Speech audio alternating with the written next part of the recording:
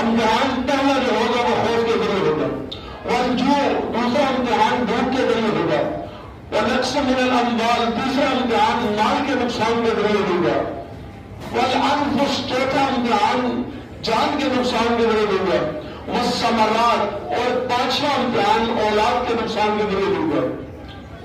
وبشر الصابرین جو ان 5 امتحانوں میں ثابت قدم رہے، استقامت دکھائے، اللہ جو ہے میں ان کو خوشخبری سناؤں گا۔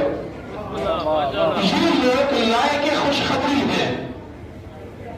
اس کے بعد ان لوگوں کی تعریف کی کہ ان کی خصوصیت کیا ہے کہ اللہ ان کو خوشخبری سنا رہا ہے۔